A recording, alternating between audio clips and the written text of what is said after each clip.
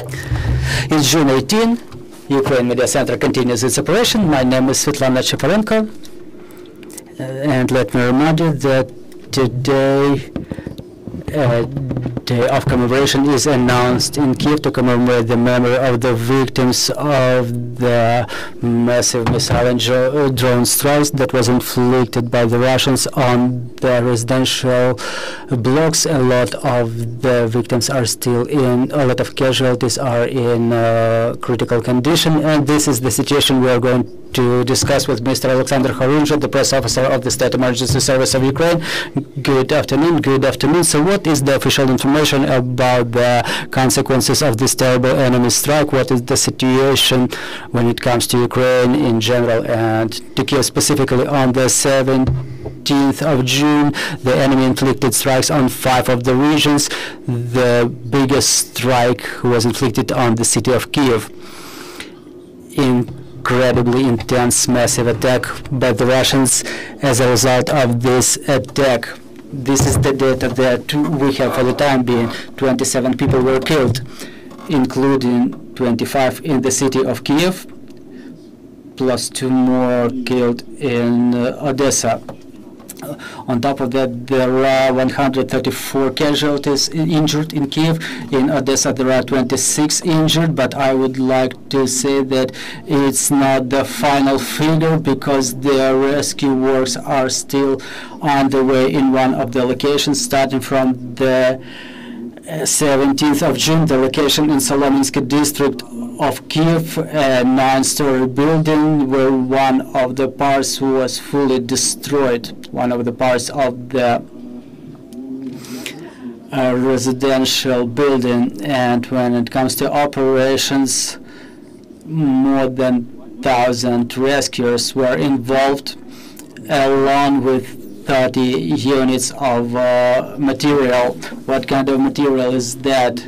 First of all, is the engineer machines so that the rescuers could promptly dig the debris, the excavators, other specialized vehicles, robotized machinery that was involved in putting out the fires and evacuation of the damaged vehicles.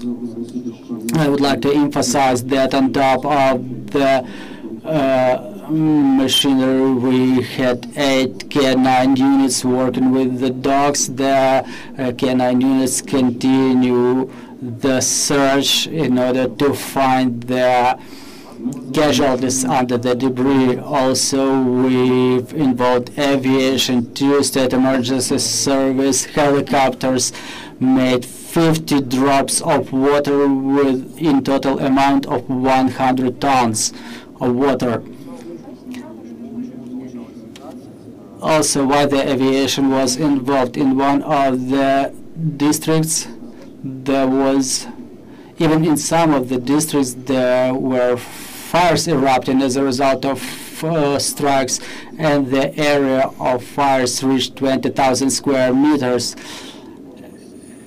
And besides the firefighters, we had aviation engaged, which were using the specialized scoops, the specialized mechanisms to drop the water over the fires, which proved to be efficient.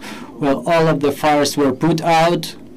In fact, one of all of the fires that erupted was put out just this morning. I would like to mention that more than 10,000 square meters of area were under fire in Darnitsky district, and there was a number of other fires in other districts. Well, when it comes to locations in Kyiv, the rescuers were working in 15 different locations. There were strikes inflicted on 27 locations documented. The pyrotechnical units were also involved along with the identifiers, so the potentially explosive ordnance could be identified, such as residues of the drones or the missiles. Also, to support the Kyiv rescue teams, there were more rescuers coming from Cherkasy and Kyiv districts, as well as rescuers of the Central Subordination Units, Mobile Rescue Center, Interregional Rescue Center. There was both personnel and material involved. The operation is still underway. The search, the putting out of fires is still underway, and I think that the rescuers made a perfect job, did a perfect job here. So I would like to get back to the matter of aviation. I see that within the last couple of strikes there were helicopters engaged in putting out the fire, so we haven't seen it previously. So why aviation is engaged? Well, it's not always that the aviation may be involved. There are certain circumstances under which we can do it. First of all, it's about security. And another aspect is of ultimate meaning, because when the fires erupt in large areas and they may be scattered over they may spread over other areas, it's not only the rescuers who work on the ground. In such cases, it's efficient to engage aviation to cover large areas with water. So this decision was made to engage the aviation from the main Directorate of Intelligence of the Ministry of Defense. Now we got 2 helicopters engaged from the State Emergency Service of Ukraine. It was all related to the tactics of putting out the fires. That's why we get them engaged, which improves the efficiency of operations of our units. And I would like to mention that lately we document large-scale fires that erupt after the Russian strikes. Is it related to the fact that now they add additional incendiary agents to their munitions? Well, it's related to a number of factors. First of all, is the massive use of UAVs. You see the numbers are growing, and the missile strikes as well. Well, this time, after these massive strikes, what were the factors that complicated the operations of the rescuers? Well, first of all, the aerial alerts. In fact, if you remember that night of the 17th of June, we had aerial alert on during all of the night, and according to the algorithms and the procedures for operations under emergency situations for the rescuers, in order to save the lives of our people, there are specific algorithms. For example, the dispersion in case of reconnaissance, including aerial reconnaissance, and the later attacks, later strikes, they complicate the operation, they protract the operation in time. And we had a number of cases when the rescuers were just being killed during the repeated attacks or injured. For example, today we got the information that one of the units in Kherson region was attacked by FPV drone. Just the unit, without understanding why the Russians do it. The rescuers are no combatants. They work without weapons. Their mission is to save people, to help people, and to save their property. Also, I would like to ask you to verify the information, because from the side of mitigation of the enemy strikes consequences, there was not always verified information coming. How can you comment this occurrence? What should the rescuers and the journalists and the readers of such information pay attention to? I would advise the consumers of information to use the verified sources. Who can disclose such information?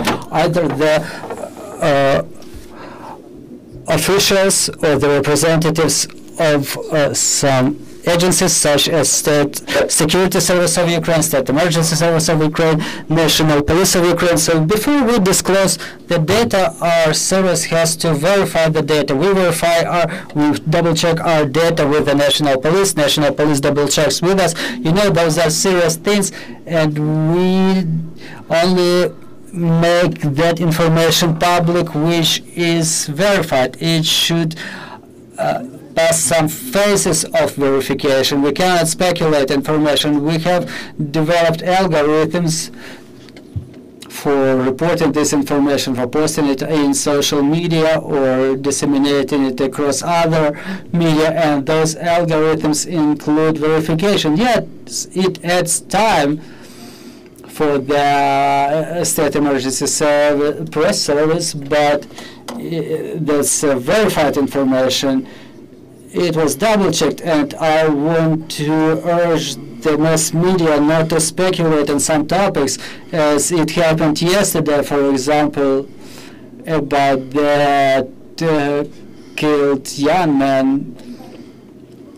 You know, the people got the false hope that the body was found, and I cannot even imagine the way the parents were feeling back then. Of course, we debunked that information, but people are getting the hope. All of Ukraine feels for that people, for that boy, for his parents who were staying at the site of the tragedy, and in such case you definitely have to double-check and verify the information. Honestly, we got calls from a number of reputed editorials who asked us to verify the information. According to our procedures, we've double-checked everything according to the schemes that we're using in interaction with other government agencies. We were unable to verify such information. Well, you just cannot do that. You cannot give people a false hope and to break their hearts even more. Thank you for pronouncing it, sir. An enemy missile has destroyed a full part, a full section of the building. We were observing a situation like this before in Dnipro, in Mariupol. So I would like to discuss the rules of safety for those people living in multi-story blocks, multi-story buildings. What are the safe areas to take shelter? If, for example, people go down to the basement in this building, would have go down to the basement, would it have saved them? Well, you've mentioned the Solomyansky district. I just want to add that Solomyansky district was the mostly targeted. Solomyansky, Darnitsky, Svetoshinsky districts were the most damaged, the most affected by the strikes, but basically the effects were seen all across Kyiv in all of the districts. Now, when it comes to behavior, I don't get tired of repeating myself. The safest place is the shelter. Once again, discuss it with your families, with your loved ones, that in case of air raid alert, no one can be protected by the rule of two walls or a whole Solomyansky district. The section was fully destroyed. Even the basement, you cannot see it, and we're still clearing the debris. India, there is a map of the shelters, and you are supposed to be aware which shelter is the closest one. Both the adults and children are supposed to know. Then, if there are any facilities such as subway or underground passages, they can serve as a shelter too. For example, the underground passage is a double-purpose structure. It increases the chances of survival significantly. Then, everyone should have an emergency backpack with reserve of money, documents, medicine. Specifically when it comes to the people who have chronic diseases, they should have some set of products with long term of expiration, with long shelf life. In case of emergency, you just grab on your emergency backpack and you rush to the shelter. I understand that now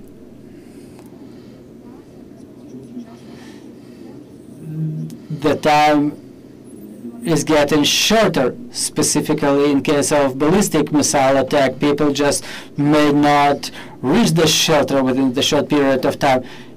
Even if it happens, I don't recommend staying at home, but still, if it happens and you're still at home, stay away from the windows. You may stay in the shelter without windows, in the hall without windows. You're using the rule of a number of walls. It may be a bathroom. It may be any room that doesn't have windows. It's not a panacea. I don't want to instruct the people to do so, but there are cases when the circumstances are such that they don't have enough time to get to the shelter. So in those cases, they may resort to such means. So the first rule is the shelter. Secondly, if there is a strike on the residential building, this is something that may happen. It may be a debris of a missile, of a drone. I'm not talking about some big things. Usually a fire erupts at the emergency site. So what needs to be done? First of all, call 101. Everybody has cell phones. 101, 102, it doesn't matter. Then it should to be documented that there is an emergency somewhere and the rescue unit is heading to the site of emergency. Here we need to understand precisely where a person is located, where the fire or smoke is taking place.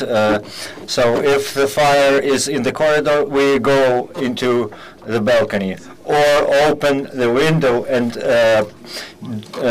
signaling about ourselves using a flashlight or a mobile phone, or maybe take a tissue, colored tissue, so that you could be seen or heard, and so that you could be rescued. If the fire takes place in an apartment, even a small one, you can try to put it out on your own. It's possible. I recommend having a fire extinguisher at home. I always recommend that, like the CO extinguisher, or this can be done using a big tissue, like a bed sheet or something like that.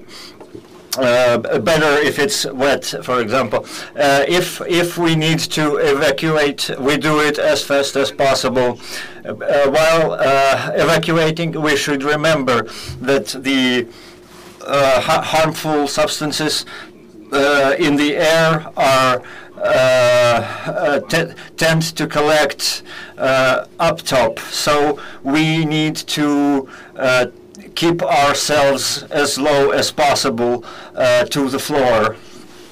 There is this layer at the floor that is much safer as opposed to the smoke. Or in the extreme situation, in the extreme case, the small rag needs to be used, and it's not even out of the question that you can pee on the rag and then use it, because if it's a life or death situation and you can't and you don't have access to water, this is all you can do, and this will save your life. And in cases when there is a rubble after a building crumbling, we need to make to hear intently if there are people under the rubble. The rescuers are using special devices to look for people that could be left under the crumbling. Also, we should remember that using the fire during this time is very dangerous, because, as you may know, the use of the natural gas should not be a way to light the place around you. No matches or lighters are recommended for use during emergency situations because of the gas leak possibilities. For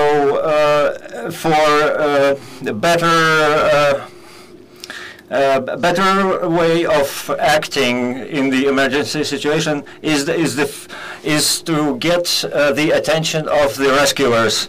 Knock on the metal pipes, knock or shout.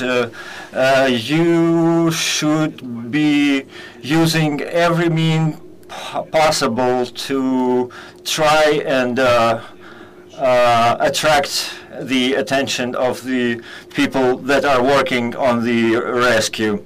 When the rescuers are doing their work, the minutes of silence are announced periodically. What's this? This is a time when everyone stops their work and everybody listens to possible signs of the people that are still alive under the rubble. And I reassure you, if you find a way to let the rescuers know about you, they will come and rescue. And but at the same time, we should remember that rescuers are also risking their lives. Last time, during this recent attack, 26 people were rescued. So you have chances. You have chances to stay alive. It's just a question of how high the probability is. Any questions? No? Thank you very much. We were talking about the attacks of Russian Federation against... Oh, here's the question. Just a second, we'll use a translate device.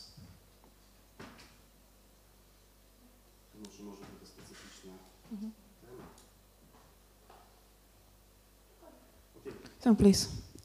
Добрый день. My name is Howard Dotson. I'm here from the U.S., Minnesota, where we sent a fire truck from Dayton Fire to Cherkasy. And I'm wondering about the double taps when first responders are being targeted after an initial strike. And does Ukraine have enough fire trucks and equipment to respond to these fires? And how might people in the U.S. support Ukraine in the fire suppression and emergency responses? The other thing is in the bomb shelters, my background, I'm a chaplain and a psychologist, and I had a Ukrainian American ask me when he was coming to Kyiv what he can do to volunteer, and I recommended art supplies for the children to have art activities when they're spending all that time in the bomb shelters. It helps cope with the PTSD and trauma symptoms. I'm curious if there's NGOs helping with the psychosocial support when people have to go in the bomb shelters for a long time.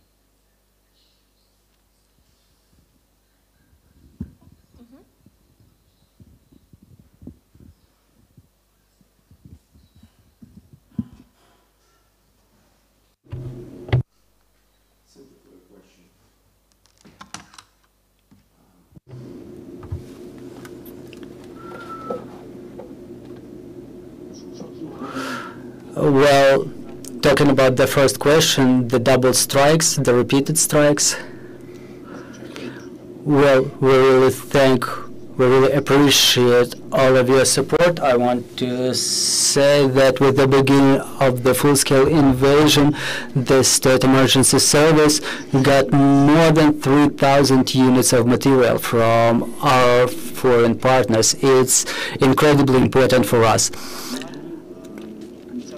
Unfortunately, this machinery, this material is being distributed mostly to the deoccupied regions, to the front lines over there where the need for them is the biggest, where the Russian attacks are the most frequent, and some part of it may be kept as reserve. Talking about aid, we're always open. The material is being destroyed. I remember the last case in Zaporizhia region as a fire was being put out that resulted from a Russian strike. There was a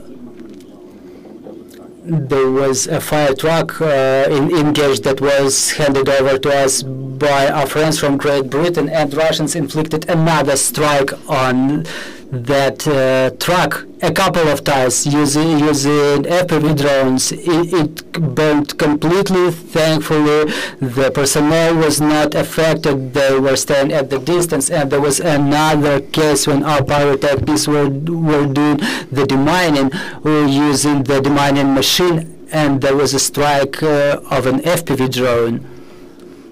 I don't realize why the Russians do it, but when it comes to the material, we are really grateful. We have in the structure of the State Emergency Service of Ukraine, we have Department of International Cooperation and the Department of Resources who are dealing with these matters of humanitarian aid, so I can get you in touch with the representatives of this department. If you're willing to provide any aid, we will be always grateful. All of the material that is being handed over to us, it keeps working on a 24/7 basis. Then when it comes to the psychologists, you've reminded me in this building that was destroyed in Solominsky district, the psychologists worked there quite actively. More than 150 persons, they got psychological trauma. The families of those who were injured, those who were killed, I mean, even the people who feel difficult to experience things like this, that's a huge sorrow. And the psychologists, they use different methods as they work with the people. I cannot tell you specifically what do psychologists need, but again, I can get you in touch with the psychologists, those who may use different tools in their operations. Also, we have the vehicles for the psychologists when they go out on the missions. But generally, I wanted to add that in Solominsky district, on top of psychologists and K9 teams, and I really want to express my gratitude not only when it comes to Solominsky district, when it comes to all of the attacks. We get involved a lot of communal services, utility services, volunteers, people who just come to support the rescuers, law enforcement, national police. So there is a headquarters deployed that helps the people, that explains them where and how they can get some, bulletin, temporary bulletin, for example. So I would like to thank everybody for working together as a team, obviously the rescuers and just the common people. Thank you. We want to thank all of the partners who help us, all of the State Emergency Service team, everybody who help us to sort out those consequences of enemy's attacks. Well, let me remind you, we were talking to Oleksandr Khorunzhyi, the press officer of the State Emergency Service of Ukraine, and Ukraine Media Center will continue tomorrow. We are working on the schedule for tomorrow. Thank you for staying tuned.